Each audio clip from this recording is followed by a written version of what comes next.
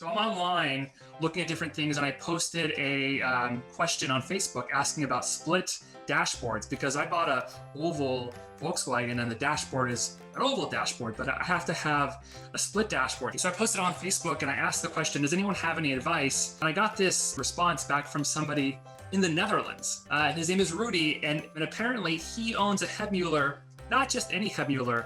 Rudy's Hebmüller is the red and white one. I'm getting goosebumps. I'm so excited. His Hebmüller is the one that I've been looking at online this whole time. So I secretly have a love affair with this car, and I had no idea who it was. So he's gracious enough to talk to me. And hi, Rudy, how are you today? I'm fine, thank you. So Rudy, you're in the Netherlands. Where are you exactly? Elspet. It's this very small town, close to the nature. It's a very beautiful area of the Netherlands, and it's not so crowded as most people. If they know the Netherlands, it's very many per population over here. It looks like a very pristine, like where people dream to go to live, and it's picturesque. So I have a question. What was your first Volkswagen experience? When did you first purchase any kind of Volkswagen? What was it? Oh, the first one I bought was a split Beetle, a standard split Beetle, and that was in 1979. Oh, okay. So in 79, you got a split. What year was the split that you bought? It was a standard split from 50, and I kept that for over 36 years, and then I sold it. Wow. I got my first Beetle in 1997, and it was my first car ever. Yeah, it's a 75 convertible. I rebuilt it in my garage with my friends and my father and my neighbor. We all worked on it together, and I've just driven it, the only car I've ever had. So I've been a Volkswagen fan my whole life, you could say. So yeah, but everyone has these great stories about how Hebmüller came into their life. I'd love to hear your story. My story is I was looking for a Hebmüller for over 10 years because I saw one in 1981 and I didn't know it was a Hebmüller. I just saw, hey, that's a strange, one of a kind Volkswagen convertible. One day I want to have one. And then I start looking and searching, but that was mostly before the internet. So then you have to have people and ask, and then I chased one and I missed it on a month. And then later, 1 or 2 years later, I was on holiday and I got the tip. Somebody has passed away and his daughter was selling the Hebmüller. Here is her phone number. So I was on holiday in Germany, calling, and then it took me a few days to get her on the line. I said, I just sold the car. So that was a big disappointment again. And then I was at Hessisch Oldendorf, the big meeting in Germany. And there was a dealer and he had the side badge from Hebmüller. Okay, but do you have the car that goes along with it? And he said, I sold it yesterday. I said, no, that can't be true. 1 month, a week, now a day. And I talked to him and I gave him my card and I said, okay, if that deal goes off, please call me. I'm going to buy your car. And then 1 week later, he called me and he said, do you have the money? I said, yes, I have the money. Okay, then you can buy it. And that's how I got my Hebmüller. I love it. I love it. What year did you buy the Hebmüller? 2001. And the year, is it a 1949 Hebmüller or is it a 50? 9 November in 49. So it's one of the last ones. This is a small tank. Yeah, cable brakes, of course. And when I bought it, it was modernized and I restored it completely back to original, except of course the color, because normally it would be black with ivory. And no red and ivory. Was red and ivory not an original color? No, officially red and white was not officially sold new. The 201 is a beautiful car. Can you see it like this? I can, yeah. This was a picture taken and I had to drive 30 miles an hour. So you have a moving car. Yeah, yeah.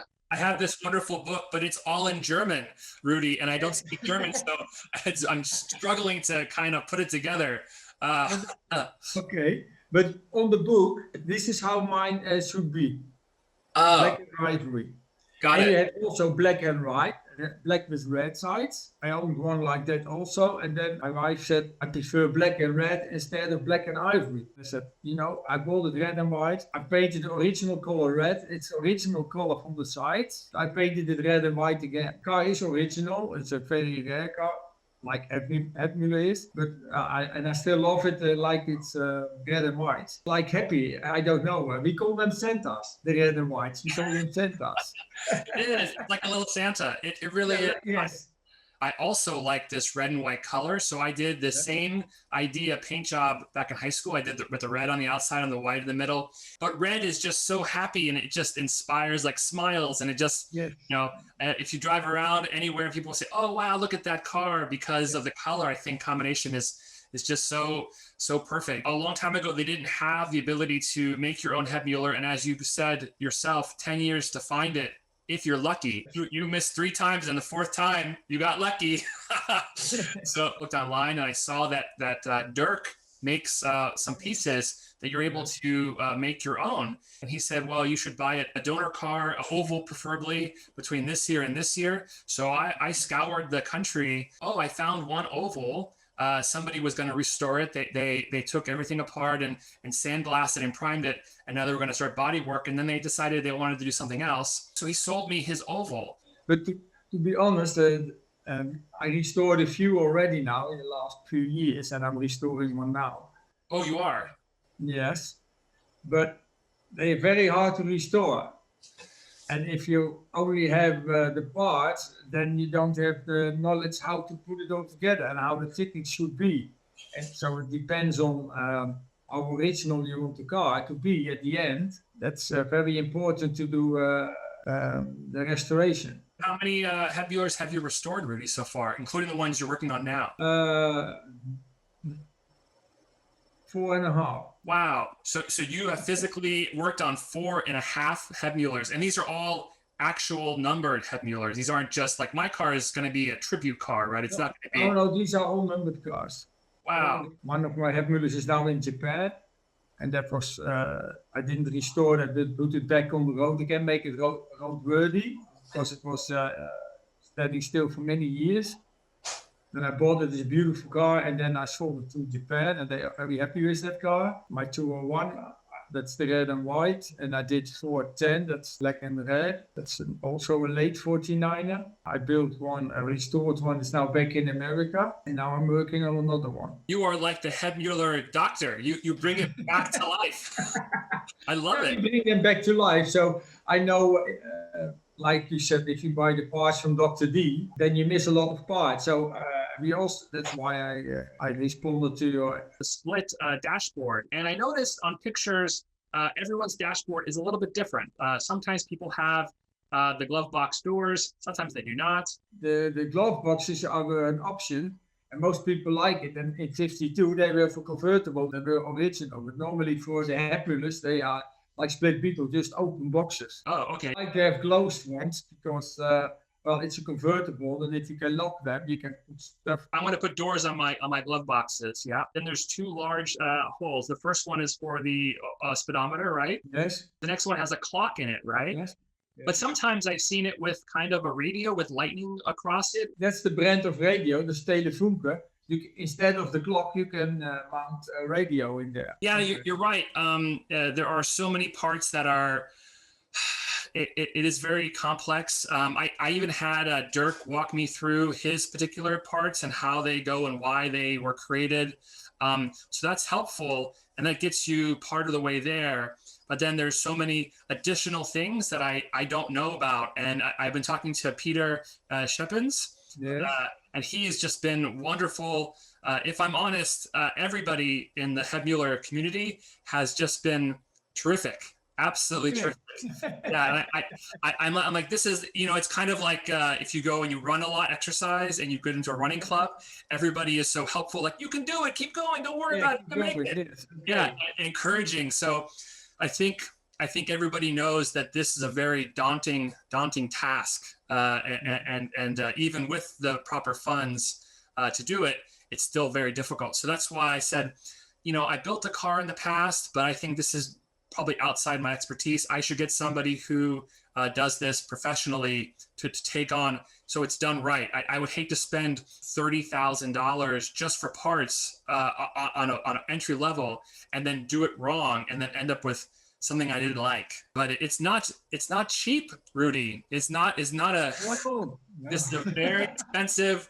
But if I were to tell you that I think that probably will cost me to take an oval, all the parts, put it on a chassis, and upgrade the brake system, upgrade the steering, because it's not a true Hebmüller, so I don't feel bad about hidden modifications. You know, hopefully it'll look like your car, but it will drive. Maybe I'm playing with the idea of modifications, but the price tag is coming in at around 150,000 US. Does that sound correct to you? I think, to be honest, for 150k, the whole complete car, like totally original, I don't think you manage. Say it again. I'm sorry, I didn't understand. If you want to build a Hebmüller for 150k, original, all complete, you won't manage. It's not enough. Not enough. Okay. Well, all original, I'm okay with buying reproduction parts. Sometimes the littlest things that are hard to find, you can find reproduction for a little bit less money. I don't know. What do you think? One of the biggest problems is the hours on welding the car, the construction of the car. The labor. Labor. So no matter what parts you buy, and if you buy parts that don't fit well, the labor costs are more. You save money on bad parts, and then you incur extra costs for the technician to apply the part. Oh, no. Exactly. Yeah. Many people think I buy a cheap fender for a $30 fender and I make it fit. But then it takes 2 days to make it properly fit.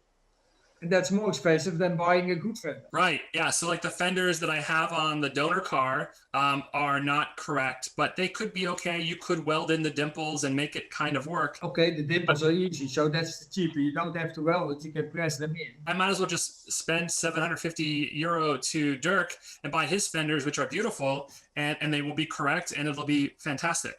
Yes, and you have new ones, but even the new ones you have to tweak to the car, as we call it.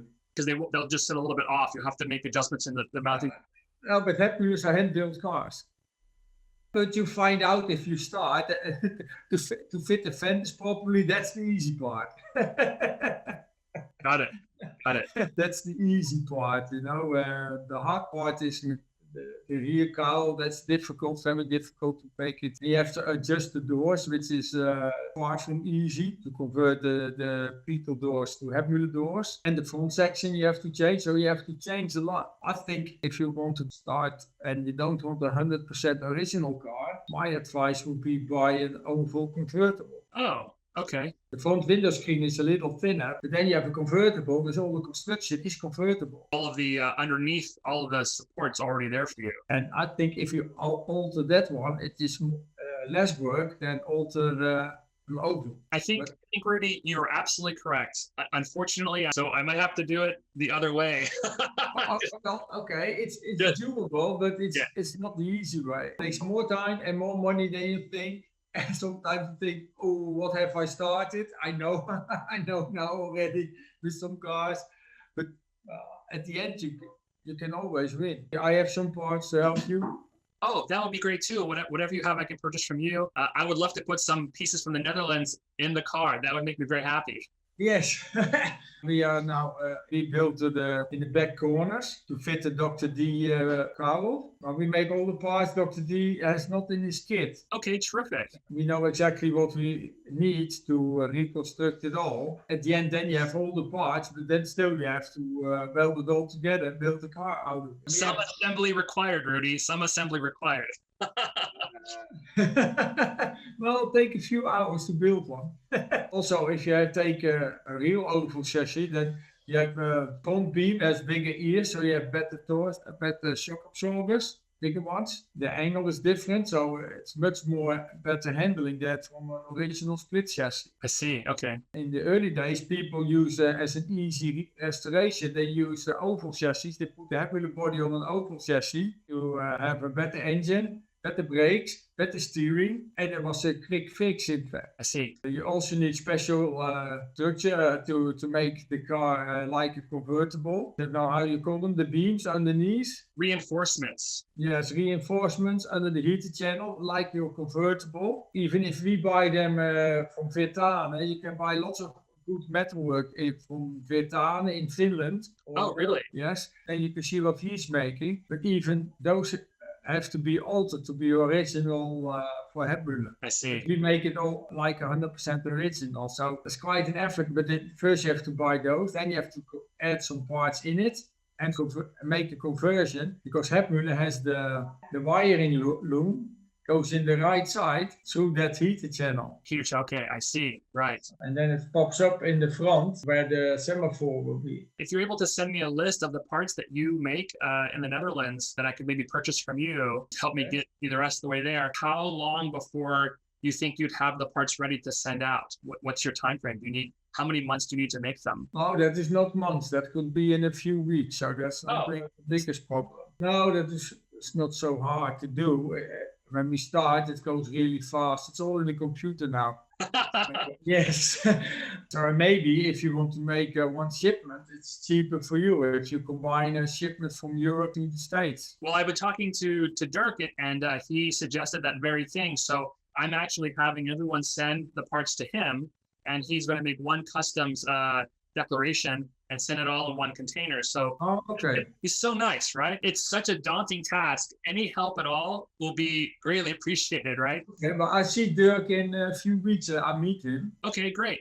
How many parts? Like 25? How many? What are we missing? For example, you need. We just made them today. The bracket for the wiper engine wiper motor. I see. Okay. That's not there. We produce now 6 for today. To be honest, because I need to. I said, okay, make 6, and I will show them to Dirk. Maybe he can add them to his collection as well. And the bracket, we cannot find it. It's not in any parts book so far. I can't find it. Well, that's one thing. But if you have the oval and you cut it, then you can take it out. So there's a bracket in the oval. That's an example. And then you have from him, you have on the sides to make the structure for your window. There's also a tube in it, and it goes down the A-pillars. But then you miss special several parts to complete it, what Dirk is making, to make it all one set.